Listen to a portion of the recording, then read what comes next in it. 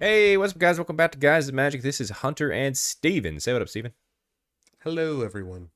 Welcome back. We are doing our top 10 in the 99. That is right. We are going through all of the top 10 cards we feel like are most valued in the 99 of an EDH deck from the newest set, Foundations. But before we get into it, I just want to remind everybody this is just our top 10 list. It's nothing important. It's just our opinions on what we think are good cards in the 99 from this set. We are not talking about legendary creatures, are we, Steven? No legendary creatures. Obviously, we wanted to kind of concentrate on all the cards that you could throw in. We do the legendary creatures as commanders, so we kind of talk a little bit more about that in other videos, which you should definitely check out. Yeah, check those out as the Commander Grades videos. But like I said, we're going through the top 10 of the 99. So hit that like button, subscribe to this channel if you haven't done so already, because you don't want to miss out on this content. And like 80% of you guys aren't even subscribed to this. Why? You're here, I you're didn't think that watching. was possible. Yeah, you're watching this video. Come on, hit the button right down there. But let's go ahead and just get straight into it. Let's go ahead and start with the number 10 card that we believe should be in the 99. It is Go Forth. That's right. It's 1 green mana for an instant. It says choose one. Search your library for a basic land card, reveal it, put it into your hand, then shuffle. Or target creature gets +2/+2 until end of turn. This is a fantastic card, Steven. Yeah, it's not super powerful. Obviously, you're searching for a basic land, but I think the reason why I wanted to throw this into the top 10, or at least in my opinion, why I think it should be in the top 10, for 1 mana, this is instant speed. And, we did a lot of researching when we did this list, and this is actually the first time in Magic that you have an instant speed 1 mana spell that lets you search for that second land drop, which is really cool.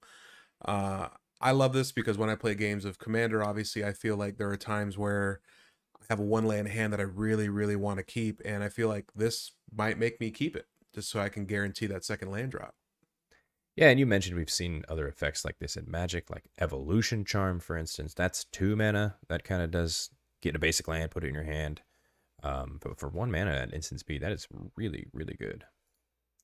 Yeah, and then obviously, that you do have a whole bunch of other cards that do the same thing for 1 mana, but those are at sorcery speed. So this being at instant speed is really cool. And then you also have that additional kind of like, let's buff up that creature just in case. Yeah. So yeah, number 10, Go Forth. We love it. Put it into any deck that runs green and another color. It helps you with that mana fixing. We love that. Yep. Moving on to number 9 for our top 10 list, we have Refute. It's a new counter spell. 1 and 2 blue instant, counter target spell, draw a card, then discard a card. It's pretty cool. Yeah, I think I hate saying it because it is kind of memey to say this, but this set was, in my opinion, kind of foundational. Again, Refute coming in with text that you don't really see on a card that often, at least for 3 mana. So really, when I saw this card, drawing a card, discarding a card, countering target spell. Really, the only other card that came to mind was like Failed Inspection. That is 2 and 2 blue, counter target spell, draw a card, then discard a card. So this is cheaper, and I do think this actually takes the space in a lot of other decks.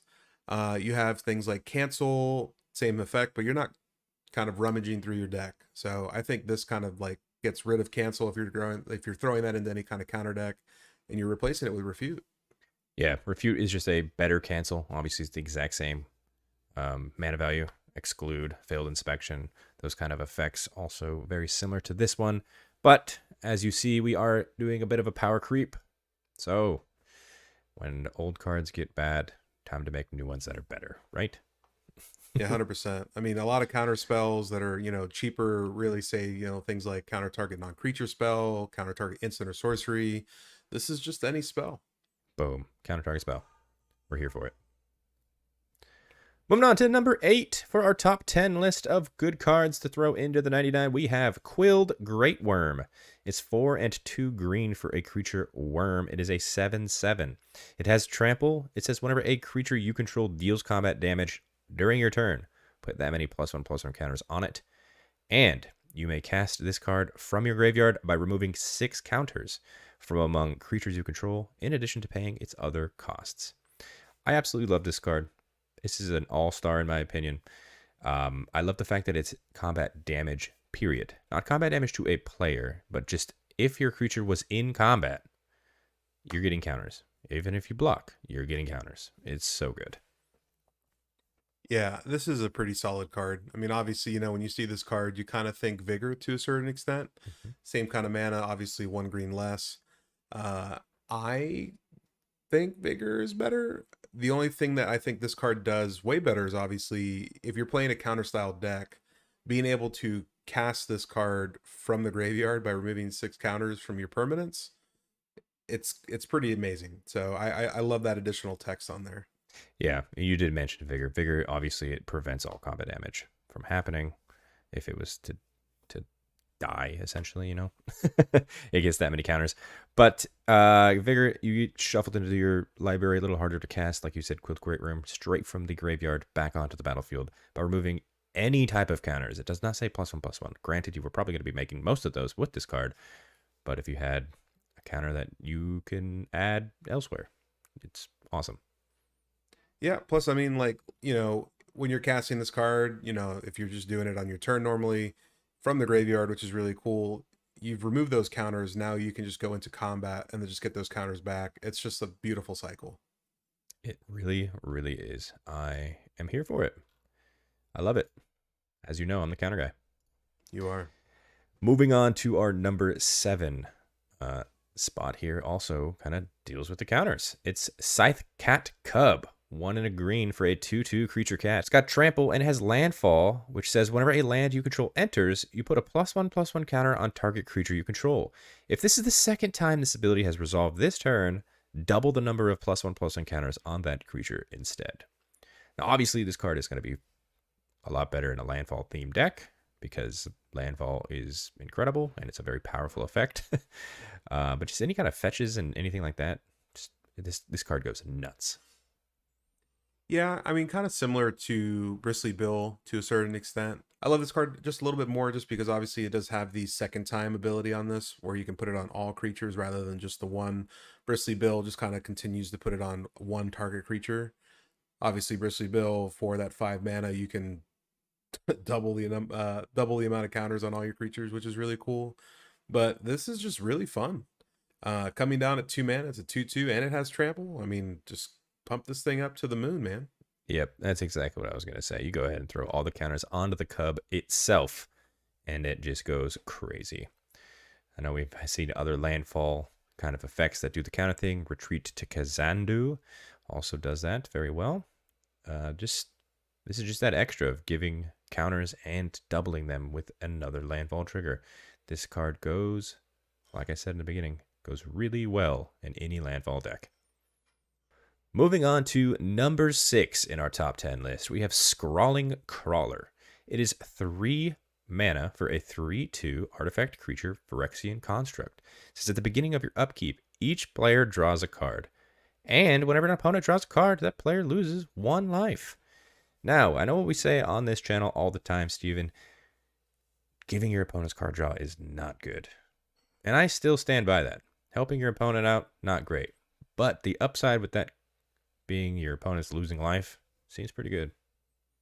Yeah, I mean, there are tons of decks in Commander that kind of care about card draw, whether it's Group Hug or if you're a meanie head and you're running Nekusar. I think this card's got a place in a lot of decks. I love this card the most because, again, with this being such a foundational set, this is the only colorless card that has these 2 pieces of text on it. So, when I first saw this card, I thought about Stormfist Crusader, black and a red, kind of has that same thing on your upkeep where each opponent draws a card and loses 1 life. This is really cool because this says whenever an opponent draws a card, that player loses 1 life. So that's fantastic. So we get the card draw and we don't lose any life. It's just the opponents. Yeah, your opponent's going to be super sad if they had something on the battlefield that's getting them additional card draw. Heuristic study. Because not only that's cool, I'm probably not going to pay the tax there, and you're going to be getting hurt for it. Mm-hmm. I like Scrawling Crawler. Obviously, another comparison that we came up with is Girapir Ori and Howling Mine. They kind of do the thing of each player draws an extra card thing. It's cool, but Scrawling Crawler, we love that damage effect there. Yeah, it's fantastic. Moving on to number 5, one of my favorites from this new set. It's Raise the Past. 2 and 2 white for a sorcery. Return all creature cards with mana value 2 or less from your graveyard to the battlefield. Boom. 4 mana. If you're running a low to the ground deck, this is your new favorite friend. Yeah, I mean, as someone that runs low to the ground decks most of the time when I do build, this was a great card to see. Immediately when I saw this, I thought of Dust to Dawn, which was a pretty interesting kind of comparison. The reason why I think I kind of still like Dust to Dawn is obviously you get 2 cards for the price of 1. This basically just returns all creature cards from the graveyard to the battlefield. Dusk has a board wipe, but unfortunately, Dawn bringing those creatures back brings them to your hand. So obviously, this is better in that sense. I think there's arguments for both, but I mean, Raise the Past is a solid card. Oh yeah, it's so good. And other comparisons that we make here is Ascend from Avernus and Storm of Souls. 2 very good return all creatures. Granted, Raise the Past only cares about that mana value 2 or less. So, like I said, low to the ground decks. Love this card. Especially those low to the ground cards because a lot of them, you're putting those cards in the deck because they have an ETB effect or Yeah. they're just doing something very early on. Get those effects again late game because they are just fodder at that point. You just kind of want them to die. This just elevates that game plan just as another level. I love it. Moving on to number 4, we have Bloodthirsty Conqueror. It's 3 and 2 black for a 5/5 creature vampire knight. It's got flying and death touch and says whenever an opponent loses life, you gain that much life. So this is kind of the first time we've seen this effect ever since the comparison, as you know, Steven. Exquisite Blood. Yeah, I mean, Exquisite Blood is a fantastic card. It being an enchantment and being 1 black less, technically, is kind of why I think I'd still want to run it. But having a 5/5 flying death touch is nothing to scoff at. When I first saw this card, I was like, why wouldn't anyone just want to run Enduring Tenacity instead? It's a creature, and then it dies, and then it comes back as an enchantment. But obviously, the big hindrance there on Enduring Tenacity is, it's whenever you gain life. So you really need that other kind of piece to kind of help you out there. Whereas Bloodthirsty Conqueror just cares about when your opponents lose life. That's fantastic to me because, you're playing a game of Commander. You got 3 other people. They're hitting each other. So it's pretty great. Yeah, I mean, we've already seen it, right? The Exquisite Blood Sanguine Bond kind of combo that So we all know about. good. Now you can say, I want the Bloodthirsty Conqueror Enduring Tenacity combo. It's the exact same thing. Yep. Just more of those effects in more decks. I think any kind of life gain and drain deck, you're going to run all 4 cards. Why not? Yeah, I mean, plus, if you're running Bloodthirsty Conqueror and Enduring Tenacity, it's cheaper than running Sanguine Bond and Exquisite Blood. It's true. Not wrong. And before we get into our top 3, we're going to be talking about some honorable mentions that did not make the top 10, but we still think they are fantastic cards.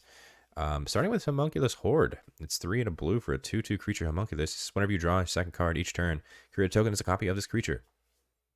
I think you mentioned it before, Steven. It's kind of like Scoot Swarm for drawing. Yep. I mean, Scoot Swarm for drawing. Obviously, you're running blue. Drawing cards on your turn or your opponent's turn is definitely not going to be a hard thing. And I honestly think this is going to get out of hand pretty fast. But it's kind of fun to see a little Simic in mono blue, I guess you could say. I am here for Homunculus Horde. I would throw it in any kind of blue deck that cares about drawing, which is all of them. Heir Apparent also going under the honorable mentions. 1 and a white for a 2/2 creature, Rabbit Noble. When it enters, you create a number of 1/1 white rabbit creature tokens equal to the number of other creatures you control named Heir Apparent. A deck can have any number of cards named Heir Apparent. Love this card. I mean, any kind of effect that says a deck can have any number of cards named blank are very good, and they are worth money if you open it, especially at a common. This one also just very good. The bunnies, they multiply. Yeah, anytime I can run Thrumming Stone in a deck, I'm automatically there. Yeah. Only downside of this card is that you play 1, you don't get any token. I think that's a bummer. Yeah. Delightful Discovery, also an honorable mention, 4 and a blue instant. It's cost 1 less to cast for each spell your opponents have cast this turn. You scry 2, then draw 2 cards. Good card. Good card. I think I'm the reason why this card maybe wasn't in the top 10. I feel like you're really hoping your opponents cast spells to make this cheaper. Obviously, most of the time you get at least two spells, so this kind of goes down to a cheaper cost for sure. But at what point is like holding up mana to draw two cards?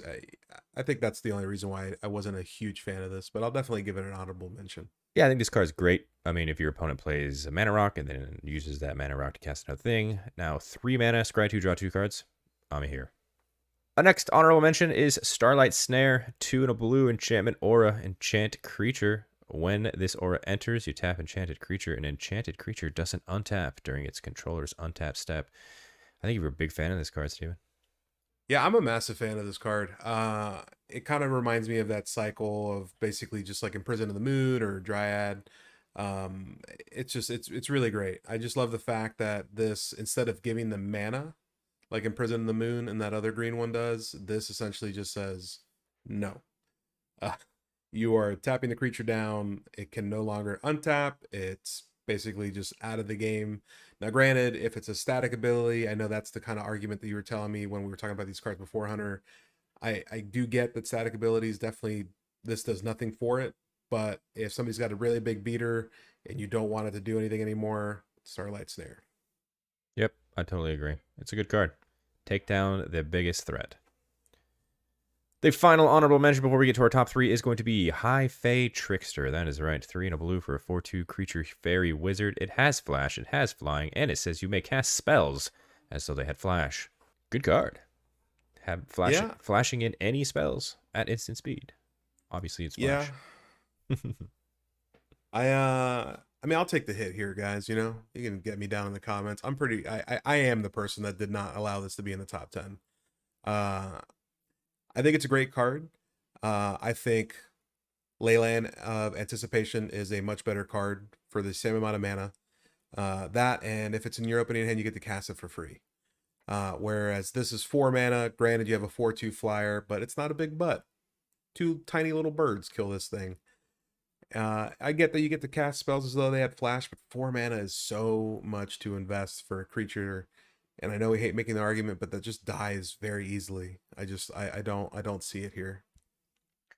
I like it. High Fae Trickster, like I said, it's a 4/2 flyer. You flash in. If you're playing this card, you're playing a deck that's cares about instants and a bunch of other things. So I think you can protect but instants have flash already. I know, but I'm saying you can protect it pretty well. And flash in Starlight Snare.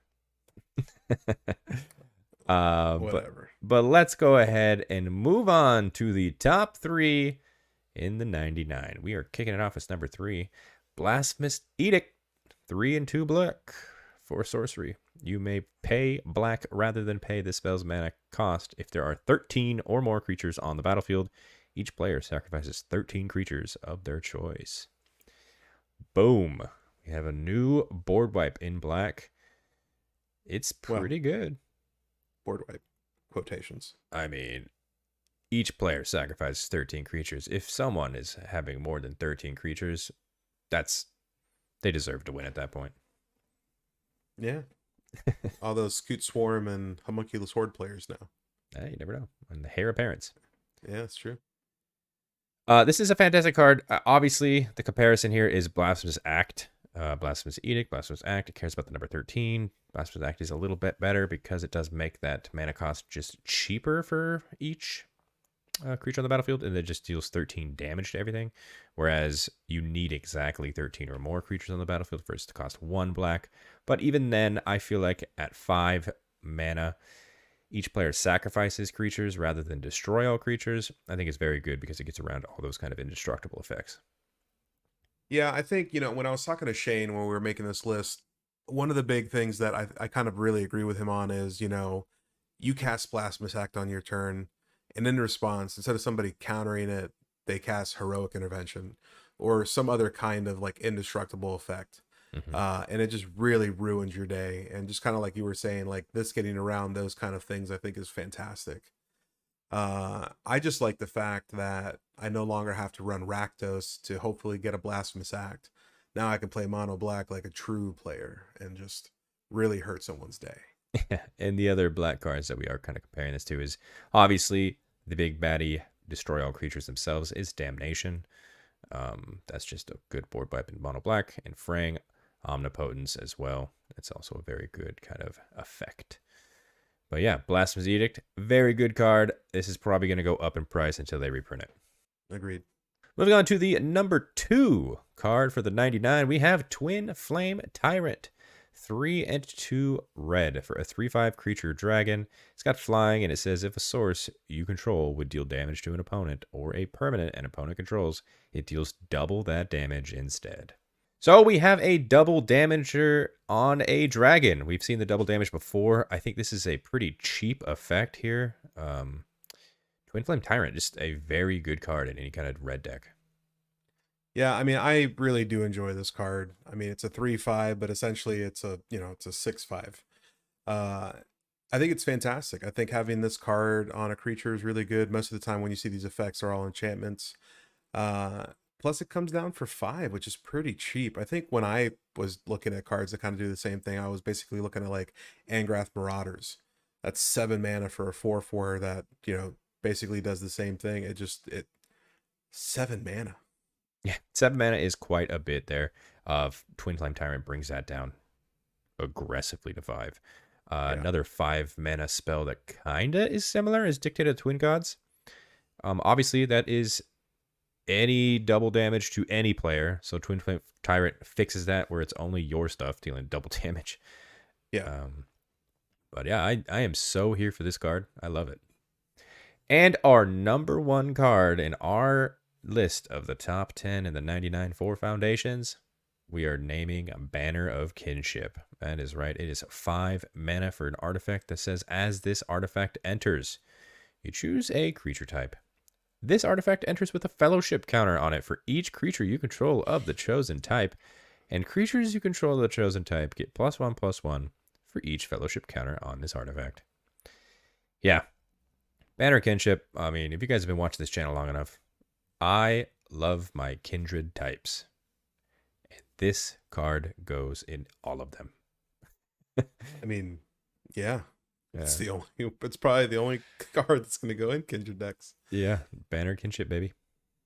I mean, it's a banger of a card. I mean, at least comparison-wise, when I first saw it, Door of Destinies came first because I run Door of Destinies in my Edgar Markov deck. This is something that comes down, probably not on curve. You're probably not playing this turn 5 because obviously you want to try and hopefully get the most amount of counters as possible, and you want to build a little bit of a bigger board state. But the main reason why I really like this card is because it comes down and your creatures are already on the board. So they're massive immediately, rather than you building a board state, playing this, and you have to wait and hope nobody board wipes or like just exiles all your stuff. This is just insane to me. You slam this for 5 and you just go all out and hurt somebody's day. I think this is a game ender. I was about to say, this definitely is going to finish a game. If your board is big enough and, quote, wide enough, you slam this down, gets huge, gets crazy. I absolutely love it. It's really good. I know another comparison we had was Coat of Arms. Obviously, that is a world effect, so it takes into account for all of your opponent's stuff. It helps them as well. So not as viable, in my opinion, as Banner of Kinship. And because they are counters, you can proliferate them up later if you had that kind of effect in this deck as well. I like it. I'm here for it. Yeah. And that is why it is our number 1 card in the 99. But yeah, that's going to do it for us today. That is in the 99 for Foundations. If you guys agreed, let us know in the comments down below. If you disagreed, maybe you would have swapped some things around. Maybe we didn't even list a card that you felt, wow, I can't believe they didn't talk about this card. Comment down below. Always interested to know your guys' opinions. Like I said, these are our opinions. This is our list. So I want to hear yours. Like this video if you liked it. Subscribe to the channel if you haven't done so already, so you're staying up to date with all these other videos that we are constantly putting out. You don't want to miss them. In the description, you'll find links to all of our social media accounts. That's TikTok, that's Twitter, that's Instagram. That is @GuysAtMagic for each one. Follow us on those as well. And on the screen right now, those are all of our Patreon subscribers. Thank you guys so much for your added support. It really does mean the world to us. If you guys wanted to check out what they're seeing, which is not here on YouTube, just some extra bonus content, check the link in the description as well and consider subscribing. And until the next video, hope you guys have a great rest of your day. Peace. I love you all.